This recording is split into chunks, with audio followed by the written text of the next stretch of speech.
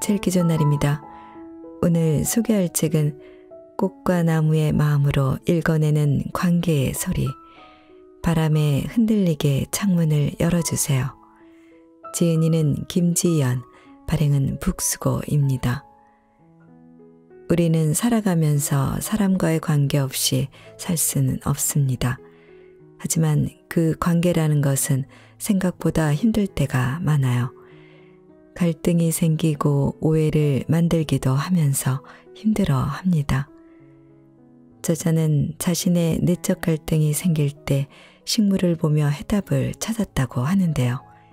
식물마다 원하는 환경이 다르다 보니 식물의 마음을 읽으려 애쓰면서 식물의 모습과 닮은 나와 사람들의 관계를 떠올렸다고 합니다. 그러다 보니 길에 핀 꽃 한 송이, 풀 한 포기마다 서려 있는 이야기를 그냥 지나칠 수 없었고 그들의 이야기를 이 책에 오롯이 담았습니다. 강렬하게 피어난 포인세티아에 자신의 약점을 극복한 수기가 담겨 있어요. 강인하게 피어난 솜다리 꽃에 열악한 환경을 받아들인 인내가 고여 있어요. 갸냘프게 피어난 맹문동에 부족한 조건을 메워준 지혜가 녹아 있습니다. 이렇듯 식물마다 다른 삶의 방식을 택하면서 주어진 조건과 환경에 불평하지 않고 나름의 길을 택해 묵묵히 나아가는 식물을 보며 인생의 해답을 발견할 수 있었다고 합니다. 꽃과 나무는 하나의 정답을 따르지 않습니다. 묵묵히 그 자리에 서서 자신의 답을 만들어 갑니다. 말로 가르치지 않고 직접 살아가는 식물을 보며 깊은 울림을 받았다고 하는 저자는 여러분들도 당신만의 색과 향기를 간직하셨으면 좋겠다는 바람을 전하고 있습니다. 자, 그럼 지금부터 잠시 책 속으로 들어가 보겠습니다. 오늘도 칠기 좋은 날과 함께 즐거운 시간 되세요. 구독, 좋아요, 알림 설정은 사랑입니다.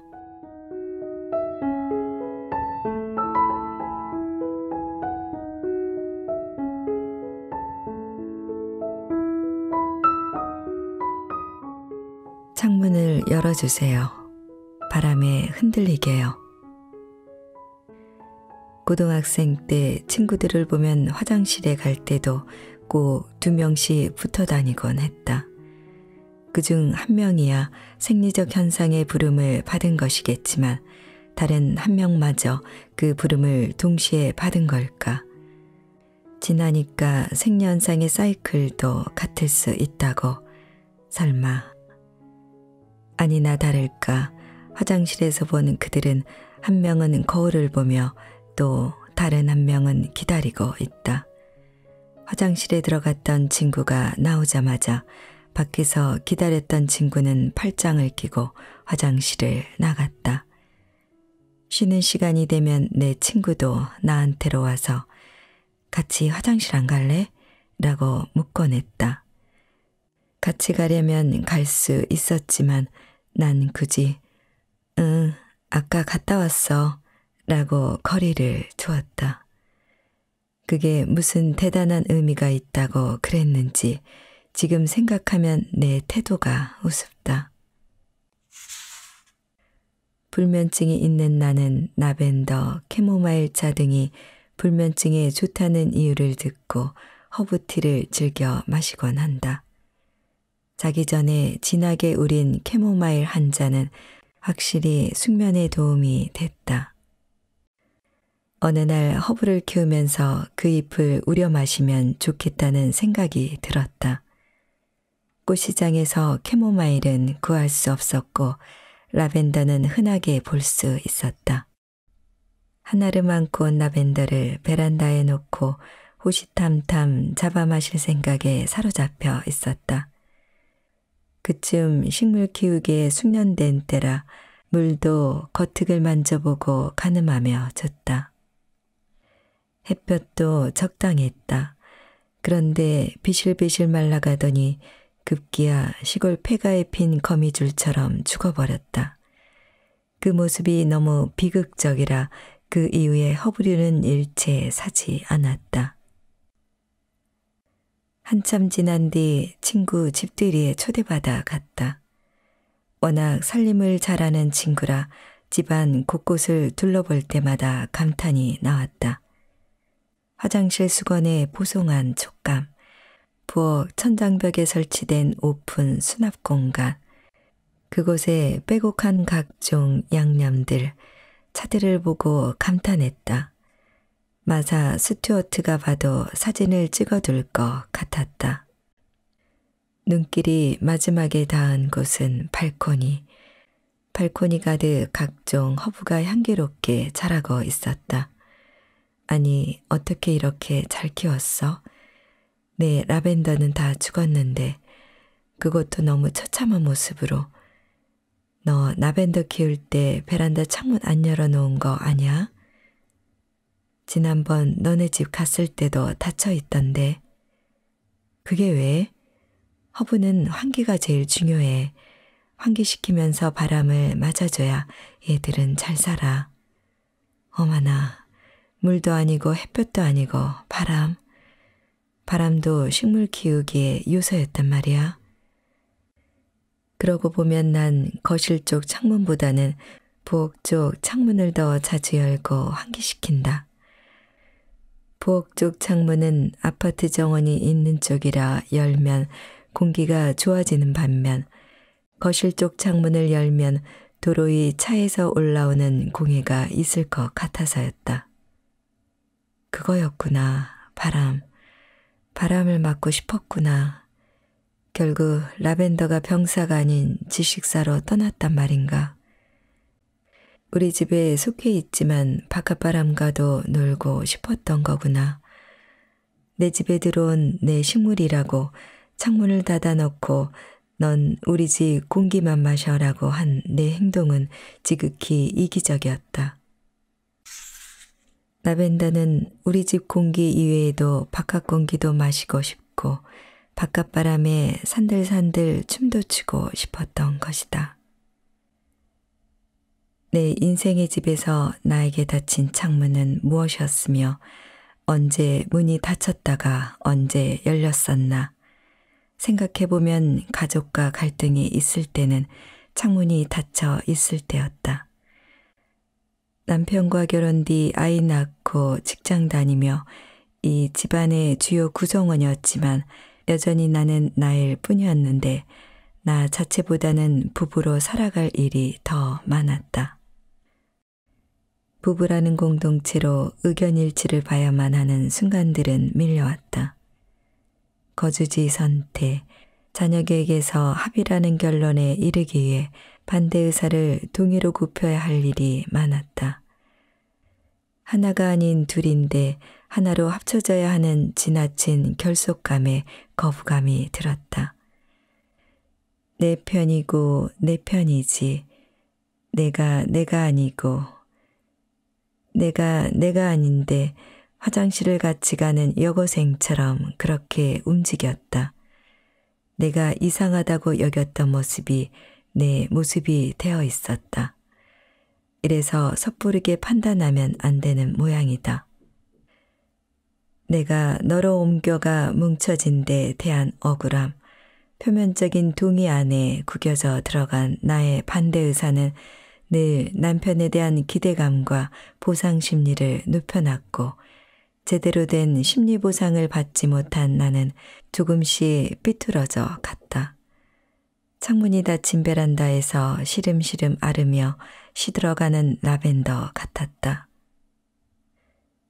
내게도 가족과의 공동체 역할 이외의 환기가 필요했던 것이다.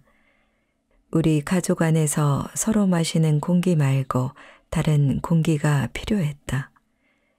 친구들이 보통 30년 이상 된 친구여서 그런지 친구를 만나도 친구와의 또 다른 결속감이 생겨서 환기작용이 되지 않았다. 게다가 서로를 너무 잘 아는 친구와는 대화의 소재도 고정돼 있었다. 친한 친구와의 만남은 환기라기보다 복습이었다.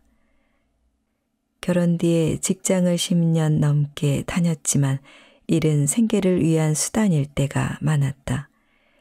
일을 즐기며 해왔다고 자부하는 나지만 내게도 직장은 즐거움을 주는 곳이라기보다 사회의 일원으로서 집안의 부가장으로서 생계를 책임지고 노후를 마련해주는 곳이란 의미가 컸다. 직장인이라는 나의 역할은 나의 충실하기보다 또 다른 나를 유지하기 위해 지탱해주는 도구일 때가 많았다. 그런 점에서 직업은 내게 환기를 제공하는 데 부족했다. 그렇게 채워지지 않는 환기에 대한 갈증이 있었다. 발코니에 나가 창문을 열고 바람을 쐬고 싶었다. 작은 아이가 초등학교 때 차로 학원에 데려다주며 즐겨 듣는 라디오 방송이 있었다. 좋아하는 가수가 진행하는 것도 좋았고 매주 화요일마다 정신과 의사가 고정으로 나와서 상담하는 코너도 흥미로웠다. 운전을 하면서도 최대한 집중해서 듣곤 했다. 청취자가 여러 고민을 담은 사연을 보내면 정신과 의사는 그에 맞는 해답을 제시했다. 그 해답이 막힌 체중을 풀어주듯 시원했다. 하루는 내 나이 또래 중년 여성의 사연이 소개됐다. 사연 속 여성은 늘 갑갑하고 인생이 허무하다고 했다. 또한 자신이 소비되었다는 느낌을 지울 수 없다고 했다. 그 사연을 들은 정신과 의사는 취미 활동을 권장했다. 자신도 의사생활하면서 그런 기분이 들어서 밴드 활동을 하면서 극복했다고 덧붙였다. 그 이야기를 듣고 곰곰이 생각해봤다. 내 인생에 스쳐 지나갔던 수많은 취미 활동들, 그 당시 내가 행복했던 기억이 떠올랐다. 되돌아보면 취미 활동이 내게는 유일한 바람이었다. 관계의 건강함도 내 마음의 맑음도 유지할 수 있었던 때는 취미 활동에 몰입할 때였다. 때로는 지나고 나서야 그 의미를 느낄 수 있는 것 같다. 20대부터 지금까지 내가 한 취미 활동은 작곡 수업, 유화 그리기, 요가, 발레, 식물 키우기, 드럼 등이 있다. 직장 생활할 때는 저녁 시간을 이용해서, 직장을 관두고는 낮 시간을 이용해서 간혹 이따금씩 이어갔다. 취미 활동은 직장 다니느라, 아기 키우느라 여기저기 쓰인 나를 오롯이 나로 돌아갈 수 있게 해줬다. 내 기분만을 위해 이 시간을 투자하고 있다는 생각은 소모된 나를 빼곡히 채워줬다. 물론 여러 제한으로 오래 유지하지는 못했다. 아마 오래 유지했다면 이런 글을 쓰지 않아도 될 정도로 마음이 안정돼 있을 텐데. 작곡 수업을 들으면서는 초등학생 때 체르니 50번까지 마스터한 내 실력이 완전 가짜였음이 드러났고 난 악보를 보지 않고 대부분 외워서 쳤었다. 유화를 그리면서는 그림에 몰입하기보다 지금 이 순간 나는 팔이 아프구나, 빨리 집에 가서 쉬고 싶다는 생각에 빠졌고 발레를 하면서 저 발레 선생님의 체형을 닮아가기 위해서는 휴대전화는 통화의 용도로만 쓰는 극도의 자제력이 필요하다는 것을 배웠다. 거북목의 1등 공신, 휴대전화, 웹서핑. 드럼을 치면서 스트레스를 풀겠다던 내 욕망은 드럼을 스트레스를 풀 수 있을 정도로 잘 치려면 더 스트레스가 쌓이는 과정을 거쳐야 한다는 것을 알게 해줬다. 그럼에도 불구하고 취미생활은 반대 의사를 접고 동의를 눌렀던 나에 대한 애틋함을 많이 덜어주었다. 새롭게 만난 낯선 사람들이 주는 신선함도 한몫했다. 그들은 나를 나에 대한 정보로 예측하지 않고 분석하지 않으면서 판단 없이 그대로 쳐다봤다. 낯선 여행지에 왔을 때 오히려 편안한 마음이 드는 기분이었다.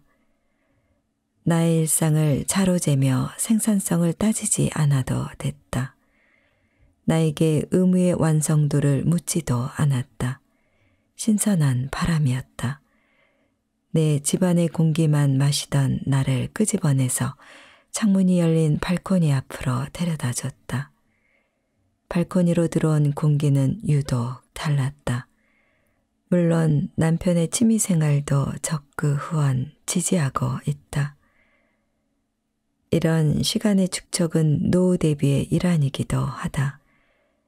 할머니가 된 뒤 아들이 전화와서 엄마 이번 주말에 찾아뵈려고 하는데 말이 떨어지기가 무섭게 응, 엄마 바빠. 다음에 와. 오늘 요가 갈 거야.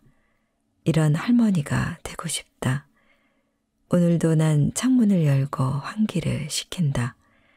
바람으로 생기를 찾기 위해. 내 마음은 몇 평일까요? 평소 인터넷 카페에서 관계에 관한 글들을 읽으면서 글쓴이에 몰입을 하곤 한다. 에고 속상했겠다. 친구하고 절연했으니 이런 연락해도 안 받는 친구라니 그런 친구하고 인연을 끊기 잘했어요. 이렇게 혼잣말하며 글을 읽어 내려갔다. 난 피해자 편에 서서 위로와 공감만 나누면 된다고 생각했다. 그날 오후쯤 집안을 정리하고 손을 씻는데 갑자기 뒷목이 서늘하다. 고장난 듯 버벅거리는 장면이 눈에 스친다. 소파에 앉아 생각을 파고들었다. 내가 가해자였다니. 40 초반쯤 이 사람을 만나도 시큰둥, 저 사람을 만나도 시무룩하던 때가 있었다. 어차피 만나봐야 서로 진정한 공감도 나눌 수 없다고 결론짓고 관계 회의적이던 시절, 톡에 뜨는 빨간불이 반갑지 않던 시절이다. 그날도 어김없이 카톡에 빨간불이 한번 뜨더니 그 숫자가 점점 늘어나고 있었다. 톡을 누르지 않고 화면을 쓱 보니 4명이 모이는 친구 모임에서 약속 잡는 톡이었다. 뭐라고 핑계대고 한 번은 거르고 싶었다. 30년 가까이 된 친구니까 그래도 될 것 같았다. 단지 서로의 속사정을 다 알기 때문에 딱히 핑계거리를 찾기 어려웠다. 그럼에도 이번에 나가기 싫어 여러 궁리를 해봤다. 아프다고 해? 안 아프잖아. 그러다 진짜 아프면 어떡하려고? 바쁘다고 해. 너 바쁜 일 없는 거 내 친구들 다 알아. 집안의 사정? 뭐라고 할 건데? 괜히 말 지어냈다. 나중에 들통나면 얼마나 우스운데. 결국은 한참 뒤 톡을 읽고 그 사이 정해진 시간, 장소로 나가겠다고 오키만 찍어 보냈다. 만나기 싫은 사람을 만나야 하는 아침은 머리가 둔탁하다. 미간에 세로줄이 생기고 왠지 아픈 것 같기도 하고 아파야 할 것 같기도 하다. 결국 찌푸둥한 표정으로 나가 심통맞게 앉아 있었다. 3년 전부터 거슬리기 시작한 친구의 말투가 쌓이고 쌓였던 참이었다. 전에는 안 그랬던 것 같은데 나이 들수록 추측과 단정을 오가며 자신만의 드라마를 쓰는 친구. 그 친구한테는 무슨 말을 해도 내용이 각색되곤 했다. 아니나 다를까 그날도 한마디 던진다. 넌 왜 이리 기분이 안 좋아? 왜? 큰애 성적 떨어졌나 보구나. 괜찮아. 잘하던 애니까 어느 대학이든 가겠지 뭐. 요즘 재수도 많이들 하잖아. 대학까지 못 가면 어떠냐. 넌 왜 만날 그런 거 가지고 울상이야. 인생이 그게 다가 아니야. 야, 그때 한마디 했어야 했는데 수돗물에 담가놓은 조개처럼 내 입이 떨어질 생각을 안 했다. 소금. 늘 말하지만 난 착해서가 아니라 순발력 부족으로 멍하고 입을 닫고 나왔다. 내가 손가락 끝에 달려있다던 어느 작가의 말처럼 나는 글로 쓸 때보다 말로 할 때 훨씬 더 버퍼링이 오래 걸리는 타입일 뿐이다. 그 버퍼링이 풀리고 LTE급 인터넷이 터지기 시작하는 건 꼭 집에 돌아와 소파에 앉았을 때부터다. 그때 한마디 쏘아붙였어야지, 이 바보야. 우리의 성적은 안 떨어졌고 네 말투가 정말 참기 어렵다고. 일상이 늘 비관적 추측에서 확대로 이어가다 마지막에 가서 쏙 쿨하게 결론 짓는 친구와 이야기하다 보면 난 기운이 쭉 빠져버리곤 했다. 걱정을 위장한 저주 같은 묘하게 경계선을 넘나드는 친구의 화법이 거슬린 지 오래였다. 그리고 그 불쾌함은 꽤 오래 스며들었다. 결국 그날 이후로 난 그 친구와의 모임을 피했다. 핑계를 돌려막기로 되며 최대한 모임을 미루다 결국 우린 멀어졌다. 지금까지는 내가 친구한테 섭섭했던 것만 생각하고 내가 피해자라고 여겼다. 그러다 최근에서야 깨달았다. 친구는 자신이 한 말은 있고 내가 연락을 미루며 만남을 지연시켜서 인연이 끊겼다고 생각할 것이라고. 다시 생각해봐도 표면적으로 이 상황을 정리해보면 관계를 끄는 것은 분명 내 쪽이었다. 그깟 몇 마디 그냥 넘겨주지 못하고 관계를 끄는 건 나다. 결국 나는 가해자였다. 나팔꽃은 나팔 모양으로 7, 8월에 피는데 아침 일찍 피었다가 점심때가 지나면 서서히 오므라든다. 줄기는 왼쪽으로 감아 올라가는 덩굴의 성질이 있으며 2m 이상이나 길게 뻗는다. 나팔꽃의 줄기에는 잔털이 있어서 받침대를 감아 올라갈 때 미끄러지지 않게 되어 있다. 약한 줄기는 다른 물체를 휘감고 자라는 속성이 있다. 다음 백과. 나팔꽃은 흔히 자동차 도로의 화단에 많이 피어 있다. 너무 흔하게 볼 수 있어서 오히려 주목받지 못하는 꽃 중 하나다. 나팔꽃에 대한 글을 읽으면서 나팔꽃의 자기관리 능력에 감탄했다. 7, 8월 한여름에 피는 나팔꽃이 아침 일찍 피었다가 뜨거운 한낮에 꽃잎을 스스로 오므린다는 사실은 너무나 신선했다. 나팔꽃은 한여름 한낮에 꽃잎을 계속 피고 있다가는 견딜 수 없다는 것을 아는 것이다. 나팔꽃은 정확히 자신이 감당할 수 있는 시간을 정해 그 시간이 지나면 꽃잎을 오므린다. 비록 피어있는 시간은 짧지만 자신이 필 때와 질 때를 정확히 인지하는 것이다. 어렸을 때부터 학교에서 학생의 몸과 마음속 깊이 심어놓은 노력과 성실에 대한 찬양, 별책부록으로 딸려 나오는 인내의 아름다움에 깊이 세뇌된 나였다. 그 노력, 성실, 인내에는 인생의 최대 덕목이라는 왕관이 씌워 있었다. 쉬고 있으면 뭔가 찜찜한 기분을 불러일으키는 것, 웬만하면 참고 넘어가려는 것도 그 세뇌작용의 여파였다. 노력과 성실, 인내만 있으면 뭐든 할 수 있다는 말을 믿고 쉼없이 돌아가던 지난 날이 생각났다. 내 능력 이상의 여러 가지 역할과 의무가 휘몰아치던 때를 노력, 성실, 그리고 인내를 잡고 버티며 지나왔다. 그리고 난 번아웃 상태를 겪게 됐다. 사람에게 지친다는 것만큼 무서운 건 없다.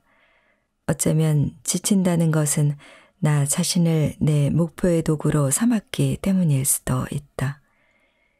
내 경우엔 지칠 정도로 몰아붙일 때는 내가 먼저인지 내 목표가 먼저인지에서 늘 목표가 앞서 나갈 때였다.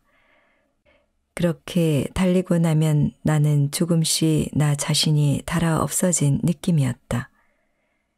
관계의 번아웃도 마찬가지다.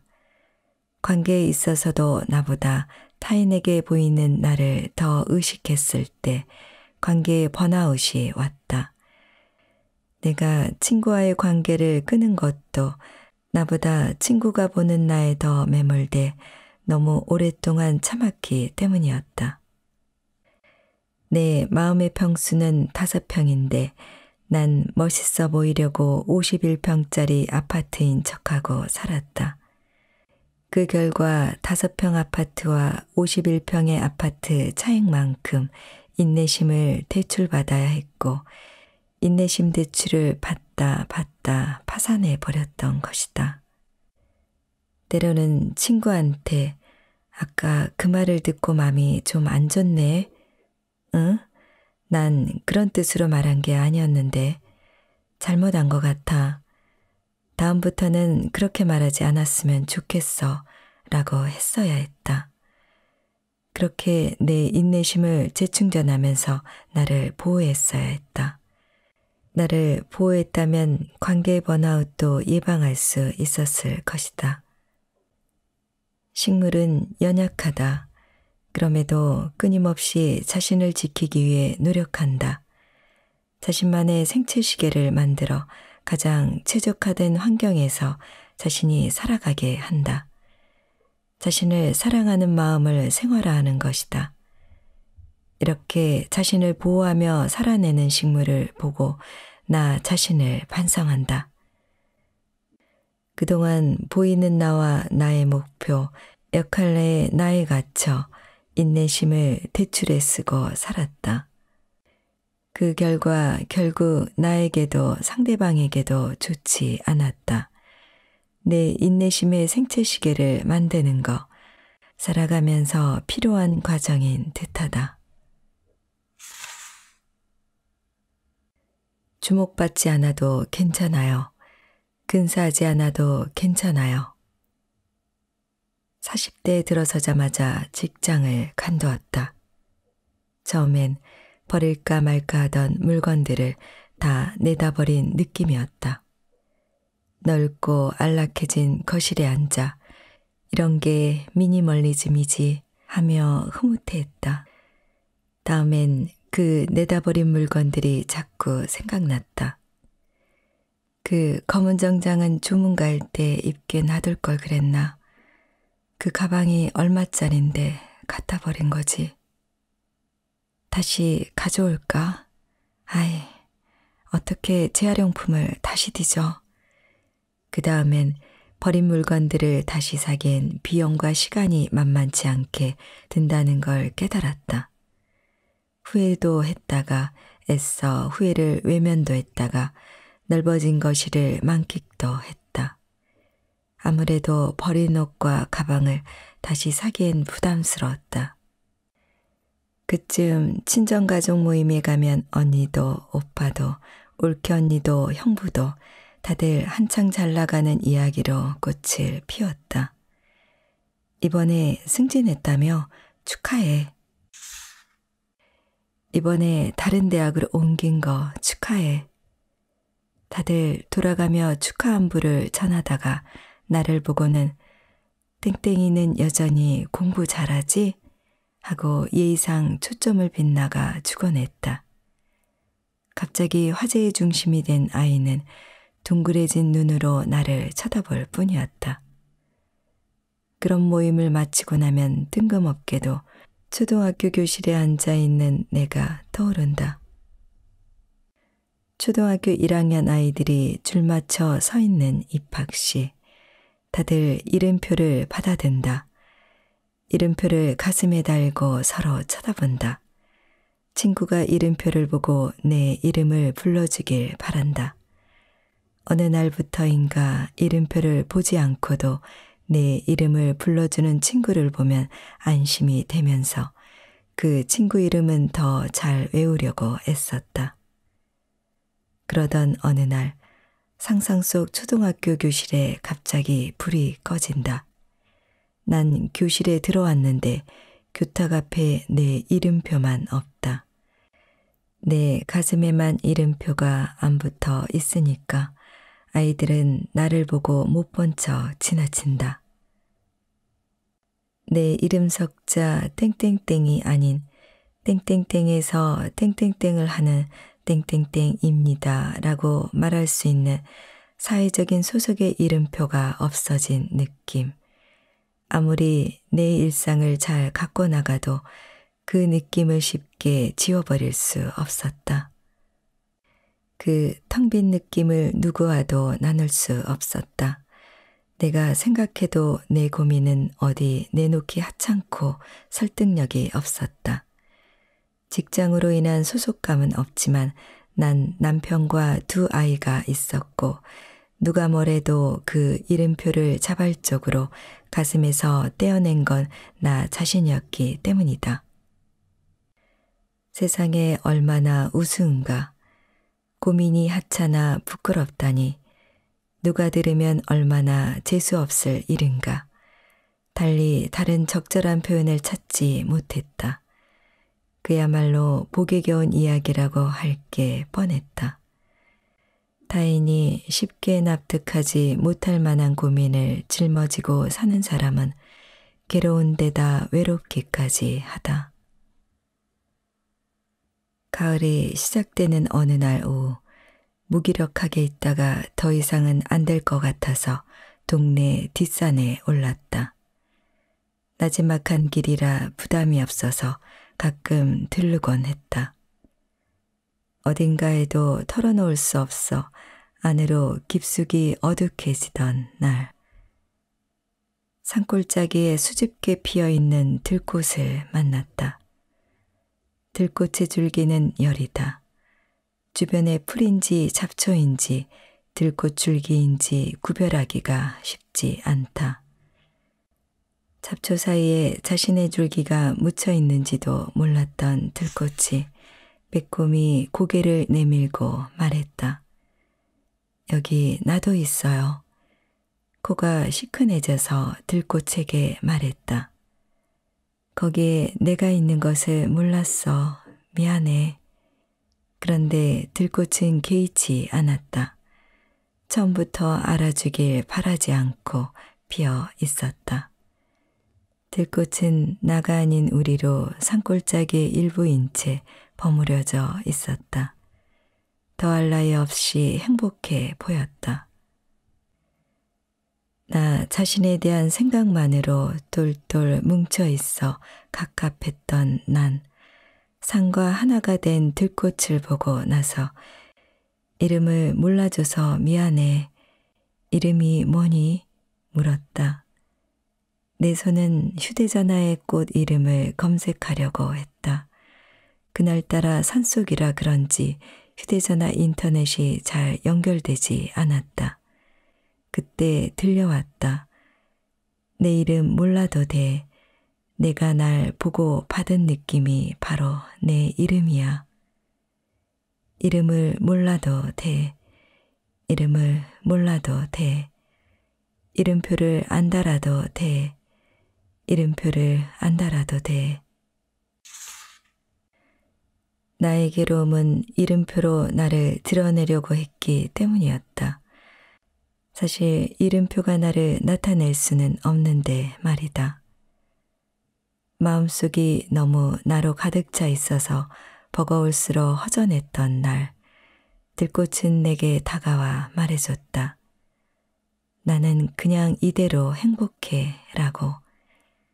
내가 들꽃을 알아주지 않아서 서운했을 거라고 생각했던 나의 오만함이 부끄러웠다.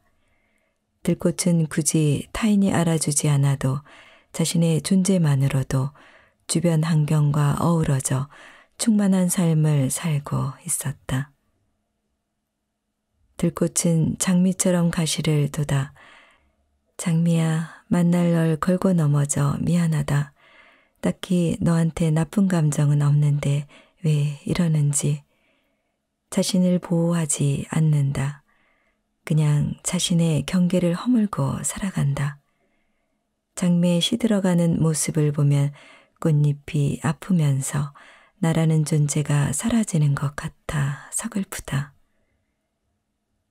들꽃에 시들어가는 모습은 왠지 다시 자연으로 돌아가는 것 같다.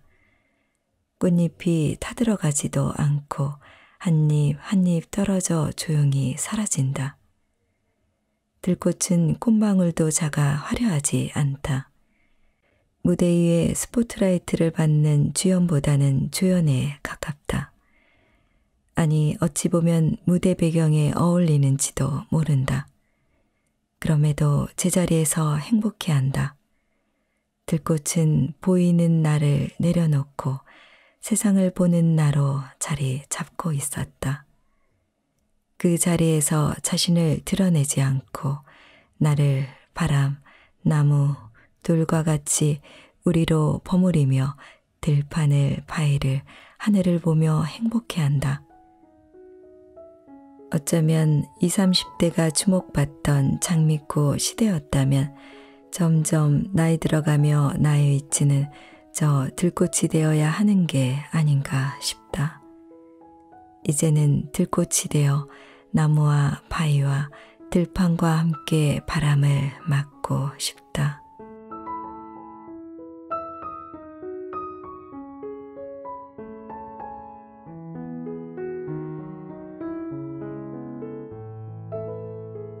제2기존날 오늘은 식물의 마음으로 읽어내는 관계의 소리. 창문을 열어주세요. 바람에 흔들리게를 보내드렸습니다. 감사합니다.